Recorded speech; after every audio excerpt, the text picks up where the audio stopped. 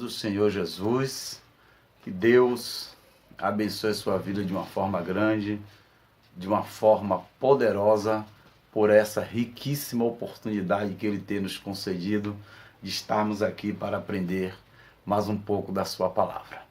Eu peço por gentileza que o Senhor abra a sua Bíblia no Evangelho de Marcos, capítulo 4, verso 35. Marcos, capítulo 4, verso 35.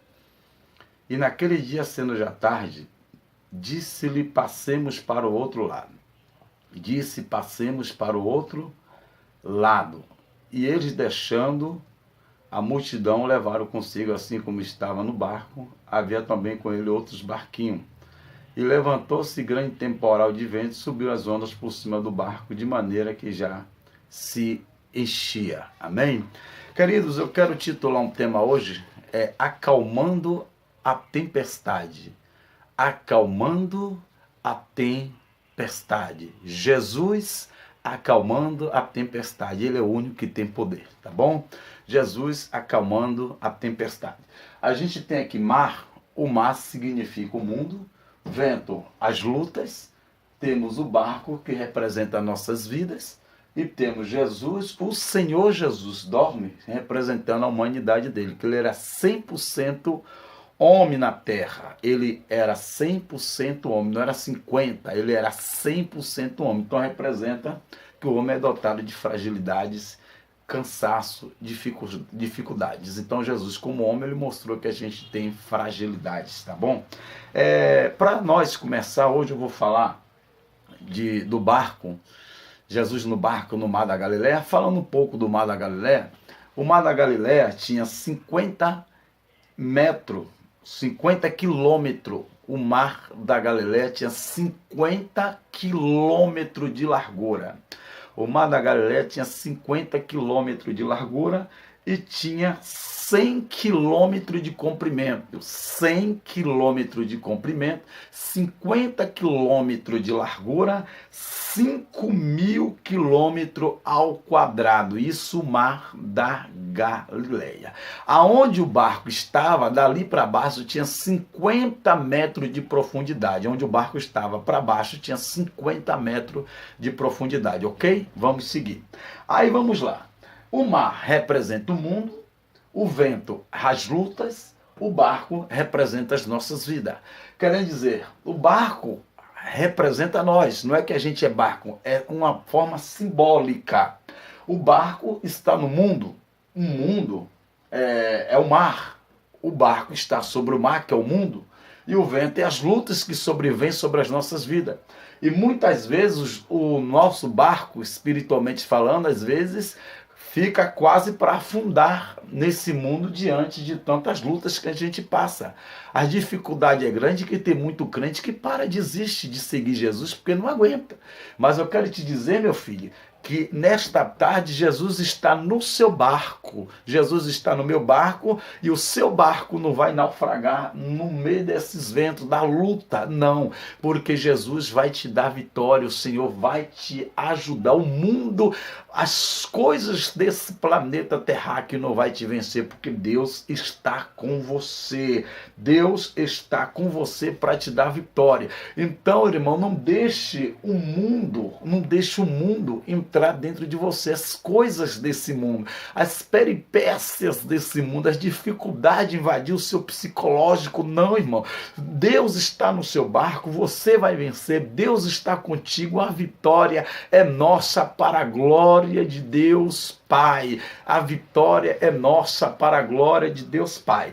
Antes de seguirmos mais para frente, deixa eu falar um pouco sobre o barco, que é importante. Eu estava analisando aqui uma história que fala que no ano de 1985, em Israel, houve uma seca muito grande porque houve escassez de chuva. Como na cidade de São Paulo, teve um tempo que houve escassez de chuva, então as represas baixou muito. Então em Israel, no ano de 1985, não choveu, houve escassez de chuva e a água baixou. Segundo diz arqueologia que foi achado um esqueleto de um barco, e a arqueologia levou esse esqueleto do barco para o seu laboratório, lavaram esse esqueleto e foi comprovado pela arqueologia que esse barco foi o barco que Jesus andou com seus discípulos nesse texto de Marcos capítulo 4, verso 35. A arqueologia mediu o comprimento do barco,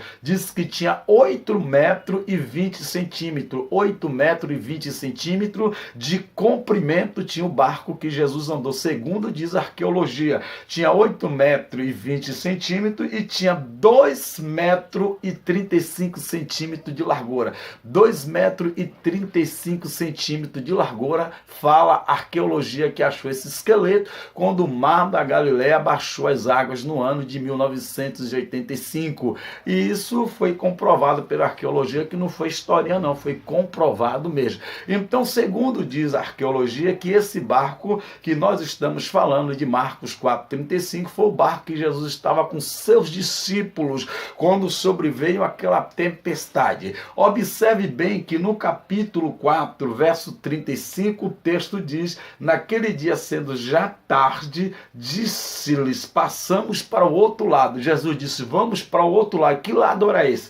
No capítulo 5 de Marcos diz assim: chegando ao outro lado do mar da província dos Gadarenos, Jesus estava atravessando para o outro lado do mar da Galileia, ia para a cidade dos Gadarenos. Lá tinha um homem que estava possesso de espíritos malignos, que andava nos sepulcros comendo defunto. Quando os espíritos malignos sabiam que Jesus estava atravessando para o outro lado do mar da Galileia, eles causaram grande tempestade no mar da Galileia para querer intimidar Jesus de prosseguir para frente. Eles queriam que Jesus retrocedesse, porque sabia que quando Jesus chegasse lá do outro lado, ia acontecer a libertação daquele homem. Porque se os senhores que nunca foi em Israel, e quem for vai ver que o mar da Galileia é uma água tranquila, serena, não uma água agitada como o mar, que vem aquela onda alta e morre em zero. O mar da Galileia é um mar tranquilo, água serena, não tinha como ter tempestade nem ter vendaval, mas o inimigo provocou vendaval, tempestade, porque às vezes, irmãos, nós estamos tão em paz, tão tranquilo com Deus,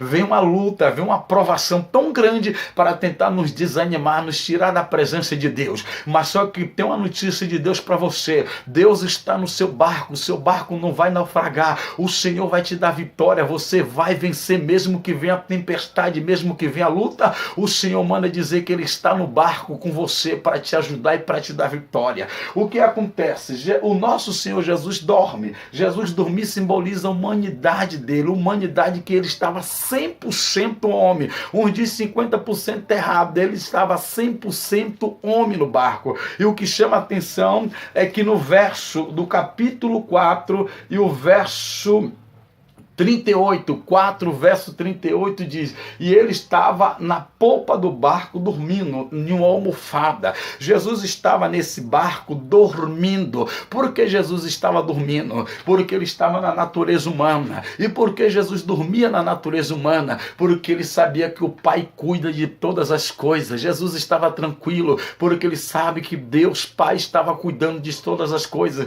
Quem está com Jesus no barco não precisa se desesperar. Quem está com Jesus no barco tem que estar tranquilo. Lá em Salmos 46:10 diz: aquietai-vos e sabei-vos que eu sou Deus. Aquietai-vos, irmãos, deixa de inquietação, deixa de agonia, de desespero. Jesus estava no barco, os discípulos estavam desesperados, tudo sem saber o que fazer. Vamos morrer naufragado, vamos afundar, nosso barco vai afundar. Irmão, seu barco não vai afundar não. O barco representa nós, o mundo não vai vencer a gente não, porque Jesus está no barco. Jesus está dizendo: calma, meu filho, calma, minha filha, eu vou acalmar essa tempestade, eu vou acalmar esse vento, você vai vencer esta provação, essa dificuldade que você está passando, enfermidade, é uma prova em cima da outra, o vento não para, mas Jesus está dizendo para você: te prepara, que esse vento que está vindo na tua casa, Jesus vai acalmar ele hoje, essa tempestade vai acalmar na sua casa, porque Jesus está no teu barco, a vitória é sua, sua vitória é nossa.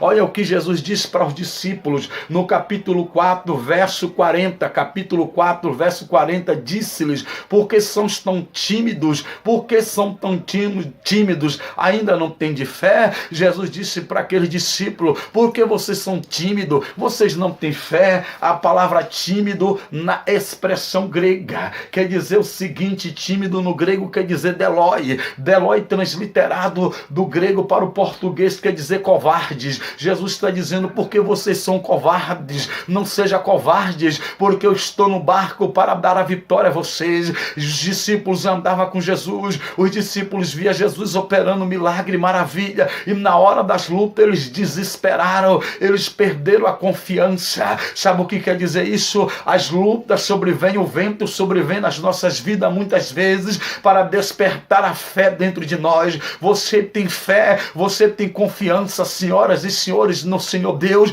mas tem hora que a sua fé, a sua confiança abaixa o nível e Deus permite que venha uma tempestade, uma luta para a gente se despertar. Os senhores há de concordar comigo que tem crente que só busca a presença de Deus quando a luta sobrevém, quando vem uma enfermidade no lar, na vida dele, aí ele começa a orar, começa a jejuar, começa a buscar. Deus permitiu que aquele vento viesse, Deus permitiu que aqueles demônios, Deus permitiu que aqueles espíritos malignos trouxessem aquele vendaval naquele mar para despertar a fé dos discípulos, para despertar os discípulos. Olha, crente, Deus às vezes permite vir uma luta na tua vida para você despertar. Quando o crente tem um parente no hospital, hospitalizado, ele começa a orar, ele começa a jejuar, ele começa a buscar, porque as lutas nos despertam para buscar. Olha, crente, Deus manda dizer para você: não temas, que ele está no barco, ele vai acalmar essa tempestade. Aí Jesus acorda. Quando Jesus acorda, ele diz esse brando no capítulo 4 e o verso 39. 4:39, Jesus disse: ele despertando, repreendeu o vento, disse ao mar: cala-te e aquieta-te, vento. Eu nunca vi vento ter ouvido, eu nunca vi mar ter ouvido, mas Jesus disse: aquieta-te, vento, acalma-te, mar. Jesus falou, o mar obedeceu, o vento obedeceu. Vento eu nunca vi dizer que tem ouvido nem mar, mas quem criou tudo foi Deus e ele tem um domínio sobre todas as coisas. O Senhor manda dizer: te aquieta, crente, fica tranquilo, fica calmo, porque o Senhor que tem um domínio sobre tudo está no teu barco, ele não vai naufragar. A vitória é sua em nome de Jesus. Ele atravessou para o outro lado do mar, na Galileia, lá do outro lado, ele libertou aquele homem que estava possesso de espírito e deu a vitória, porque nada pode atrapalhar a caminhada do nosso Deus. Tudo que ele vai fazer, ele realiza, porque ele é Deus poderoso. Que nesta tarde você tome posse desta palavra. Deus é contigo, a vitória é sua, em nome de Jesus, para sempre. Glória. Você pode dizer um amém? Até o próximo vídeo.